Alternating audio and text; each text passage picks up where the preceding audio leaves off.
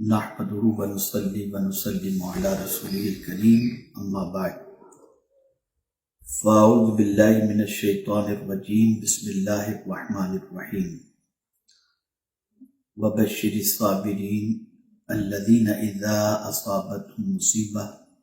قالوا انا للہ وانا الیہ راجعون صدق اللہ العظیم۔ الصلاۃ والسلام علیک یا رسول اللہ، الصلاۃ والسلام علیک یا حبیب اللہ، الصلاۃ والسلام علیک یا نبی اللہ وعلی آلک واصحابک یا نور اللہ صلی اللہ تعالی علیہ وسلم۔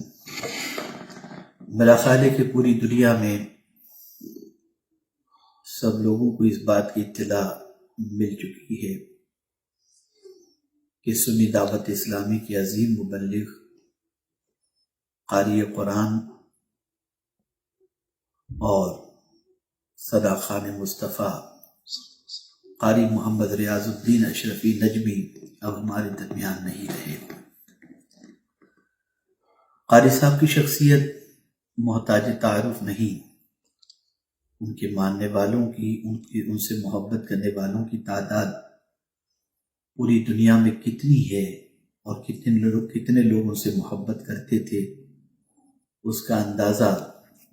آپ سوشل میڈیا کے ذریعے لگا سکتے ہیں۔ اور ان کے انتقال پر غم و اندوہ کا پہاڑ جو لوگ اپنے وجود پر محسوس کر رہے ہیں، ان کے تعزیتی پیغام اور ان کے میسیجز کے ذریعے آپ محسوس کر سکتے ہوں گے۔ قاری صاحب بہت ہی خوش مزاج، متواضع، منکسر المزاج تھے۔ ہمارے پاس حافظ شاہد صاحب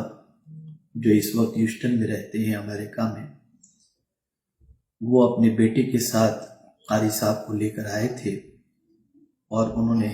سنی دعوت اسلامی کے ادارے میں داخلہ کروایا تھا۔ تب سے لے کر آج تک قاری صاحب سنی دعوت اسلامی کے سائے تلے پروان چڑھتے رہے۔ بہت قربت انہوں نے پائی، تحریک کو قریب سے سمجھا، تحریک کے سانچے میں ڈھلے، اور کوئی ایسا کام زندگی پر انہوں نے نہیں کیا جس سے تحریک پر آنچ آئے یا تحریک پر داغ لگے۔ قاری صاحب کی مقبولیت کا اندازہ تو آپ نے لگا ہی لیا ہوگا۔ ابھی ہم مسجد نور ہیوسٹن میں امریکہ میں قاری صاحب کی ایصال ثواب کے لیے ایک محفل رکھی گئی تھی جس میں حاضر ہوئے تھے۔ آپ کو حیرت ہوگی، ایک ایسے عالم، ایک ایسے حافظ جنہوں نے قاری صاحب کو دیکھا تک نہیں تھا لیکن دیکھنے کی تمنا اپنے دل میں لیے ہوئے تھے، انہوں نے قاری صاحب کے اس انتقال کی خبر سن کر کم و بیش 30 قرآن مقدس اور بے شمار یاسین شریف، بے شمار کلمات طیبہ، کلمہ طیبہ اور بہت ساری چیزیں ایصال ثواب کے لیے انہوں نے ایصال ثواب کرنے کی گزارش کی۔ اس طریقے سے پوری دنیا میں ایصال ثواب کی محفلیں ہو رہی ہیں۔ بہت سارے ہمارے ساتھی یہ محسوس کر رہے ہوں گے کہ اللہ نے قاری صاحب کو اتنی مقبولیت کس وجہ سے عطا فرمائی۔ تو میں چاہتا ہوں کہ قاری صاحب کی ایصال ثواب کی غرض سے میں ان کی 2-4 خوبیاں آپ کے سامنے پیش کر دوں تاکہ معاشرے میں مداح رسول کو بھی کچھ سمجھ میں آ جائے اور ساتھ ہی ساتھ قاری صاحب کی مقبولیت کے سبب کی طرف بھی توجہ ان کی مبذول ہو سکے۔ پہلی چیز، قاری صاحب کی سب سے بڑی خوبی یہ تھی کہ کبھی انہوں نے نذرانے کا نہ ڈیمانڈ کیا ہے، نہ طے کیا ہے، نہ تقاضا کیا ہے، نہ پیشگی منگوایا۔ ان کی زندگی کی پوری تاریخ اس پر گواہ ہے، اور میں پورے اعتماد کے ساتھ یہ کہہ سکتا ہوں کہ دنیا میں ایک علاقہ بھی آپ ایسا نہیں بتا سکتے جہاں سے قاری صاحب نے اس قسم کا مطالبہ کیا ہو کہ پہلے آپ میرے اکاؤنٹ میں پیسہ بھجوائیے پھر میں آؤں گا، یا کسی نے کم دیا ہو اور قاری صاحب نے واپس کر دیا ہو، یا کسی نے کم دیا اور دوبارہ بلایا اور قاری صاحب نہ گئے ہوں، ایسا کوئی ایک واقعہ بھی پوری تاریخ خدمات دین کے اندر قاری صاحب کی کوئی پیش نہیں کر سکتا۔ دوسری چیز، قاری صاحب کے پاس بے شمار صلاحیتوں کے باوجود قاری صاحب کی خوبی یہ تھی کہ ان خوبیوں کو جو اللہ نے انہیں عطا فرمائی تھی اور جو فنون اللہ نے انہیں عطا فرمائے تھے، اسے کبھی وہ اپنا کمال نہیں سمجھتے تھے، یہ اللہ کا فضل تصور کرتے تھے۔ یہی وجہ ہے کہ ہمیشہ متواضع بن کر کے رہے، منکسر المزاج بن کر کے رہے۔ آج تھوڑی سی شہرت مل جائے تو دماغ آسمان کو چھونے لگتا ہے، کچھ نعتیں پاپولر ہو جائیں تو تکبر کٹ کٹ کے بھر جاتا ہے۔ لیکن الحمدللہ قاری صاحب کی سچویشن یہ رہی کہ حضور مفکر اسلام کے ساتھ اگر کار میں سفر کر رہے ہیں اور حضرت نے فرما دیا قاری صاحب نعت سنائیں تو کار میں نعت سنا رہے ہیں۔ کبھی ہم نے گزارش کر دی کہ ہمیں نعت سنائیں تو قاری صاحب ہمیں نعت سنانے لگ گئے۔ حد تو یہ ہے کہ دو بندے اگر بیٹھے ہیں اور انہوں نے کہا قاری صاحب نعت سنائیں تو بغیر کسی نخرے کے قاری صاحب نعت سنانے کے لیے تیار ہو جاتے، اور ایسا محسوس ہوتا کہ ایک بڑے مجمع میں آدمی جس طریقے سے خوش دلی سے نعت سناتا ہے ویسے ہی وہ نعت سناتے تھے۔ تو یہ دوسری خوبی قاری صاحب کی تھی کہ کبھی انہوں نے خود کو کچھ نہیں سمجھا، بلکہ اگر یہ کہوں تو غلط نہ ہوگا، انہوں نے خود کو بڑا کبھی نہیں سمجھا، خدا ہی کو بڑا سمجھا ہے۔ تیسری چیز، بزرگوں کا ادب۔ میں نے پوری زندگی قاری صاحب کو جب سے میرے پاس وہ آئے میں نے ان کو مؤدب پایا۔ بڑوں کا ادب کٹ کٹ کے ان کے اندر بھرا ہوا تھا۔ وہ خاص طور پر حضور مفکر اسلام کے لیے وہ گرد راہ بنے ہوئے تھے۔ بڑی صحبت حضور کی انہوں نے پائی، اور حضور مفکر اسلام کی تربیت کی بنیاد پر اور شفقتوں کی بنیاد پر، محبت کی بنیاد پر، تربیت کی بنیاد پر ان کے اندر حسن اخلاق بے پناہ بھرا ہوا تھا، اور وہ حسن اخلاق کے پیکر تھے۔ آج ہمارے یہاں اچھی صحبت کا کوئی متلاشی نہیں رہ گیا،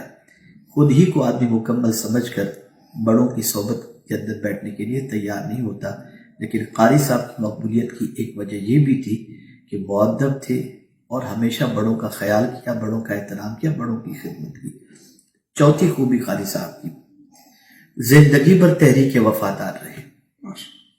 کبھی کوئی کام ایسا انہوں نے کیا نہیں جس سے تحریک پر داغ لگے، اور ہم بے خوف و خطر تحریک کے نمائندے کی حیثیت سے دنیا کے کسی بھی خطے میں بھیجنا ہوتا ہم بھیج دیتے، اور کبھی ہم کو ذرہ برابر بھی یہ احساس نہیں ہوتا تھا کہ یار کہیں قاری صاحب بیڑا غرق نہ کر دیں، نہیں، بلکہ ہم نے دیکھا کہ جہاں قاری صاحب کو ایک بار بھیجا گیا وہاں سے 10 مرتبہ قاری صاحب کو بھیجنے کے سلسلے میں ہم سے گزارش کی گئی۔ تو یہ 2-4 باتیں تھیں جو مجھے کہنا بے پناہ ضروری تھی، اور یہ باتیں صرف میں نے اس لیے کہی ہیں تاکہ وہ داعیان دین، وہ مبلغین، وہ ثناخواں، وہ اس راستے کے مسافر جو ہیں قاری صاحب کی مقبولیت کے اسباب کو سمجھیں، اور قاری صاحب کے نقش قدم پر چل کر اللہ اور اس کے رسول جل جلالہ صلی اللہ علیہ وسلم کی بارگاہ میں مقبول ہوں۔ سنی دعوت اسلامی پورے کے پورے تحریک اور تحریک کی ساری برانچز، تحریک کے سارے مبلغین قاری صاحب کے وصال پر ان کے گھر والوں کے غم میں برابر کے شریک ہیں، اور جو کچھ ممکن ہو سکے گا قاری صاحب کے سلسلے میں، ان کی فیملی کے سلسلے میں جو کچھ بھی اللہ ان کی خدمت لے سکے گا، ہم سب ان کے بھائیوں، ان کی والدہ، ان کی فیملی کے دست و بازو بن کر کھڑے رہنے کی کوشش کریں گے، اور اللہ کی بارگاہ میں دعا کرتے ہیں کہ اللہ تعالیٰ انہیں رسول اعظم صلی اللہ علیہ وسلم کا پڑوس نصیب فرمائے، اور شفاعت مصطفی صلی اللہ علیہ وسلم سے انہیں مالا مال فرمائے۔ اسی کے ساتھ یہ بات ذہن میں رکھیے گا کہ حضور مفکر اسلام جیسی عظیم شخصیت جو جہاں دیدہ بھی ہیں اور آغوش پرورد حضور حافظ ملت و حضور مفتی اعظم ہند علیہ الرحمہ ہیں، انہوں نے قاری صاحب کی تربیت کے اندر بڑا کلیدی رول ادا فرمایا ہے، اور اتنا یقین تھا قاری صاحب پر کہ اپنی مسجد میں قاری صاحب کو کوشش کرتے تھے سال میں 2-3 مہینے بلانے کی، اور حضور مفکر اسلام کی مسجد کے اندر وہ جو ہے 2-3 مہینے امامت کرتے تھے، اور حضرت جہاں فرماتے تھے وہاں پروگرام وغیرہ کے لیے جایا کرتے تھے۔ اور ایک کمپلین کبھی میرے پاس حضرت کی طرف سے نہیں آئی کہ آپ کا مبلغ ایسا، بلکہ قاری صاحب کو اپنے ساتھ رکھنا پسند بھی کرتے تھے، اور قاری صاحب سے جو ہے حضور مفکر اسلام بے پناہ خوش تھے۔ اب ایک آخری بات عرض کر دوں، ہم بہت سالوں کے گھر مہمان بن کر کے جاتے ہیں، اور جب چلے جاتے ہیں تو آدمی کہتے ہیں چلو یار، سب تو ایسا نہیں لیکن کسی کی پوزیشن ایسی ہوتی ہے۔ لیکن آپ دیکھیں قاری صاحب کے ساتھ قاری صاحب کے میزبان کا بیٹا تھا، جو بیٹا قاری صاحب کے میزبان کا تھا، قاری صاحب کے ساتھ لندن کے سفر میں تھا، لندن سے واپسی میں قاری صاحب کے ساتھ حادثے کے اندر اس بچے کی شہادت پہلے واقع ہوئی اور قاری صاحب کی شہادت بعد میں واقع ہوئی۔ میں نے اس بچے یعنی محمد عادل کے والد کو جب میں نے فون کیا اور میں نے بچے کی تعزیت ان کے سامنے پیش کی کہ آپ کے بچے کے ایک مثال شہادت کے غم کے اندر ہم آپ کے ساتھ برابر کے شریک ہیں، تو برجستہ ان کے والد فضل صاحب نے مجھ سے فرمایا کہ حضرت خیر بیٹے کا تو انتقال ہوا، اس کے نصیب میں جتنی زندگی تھی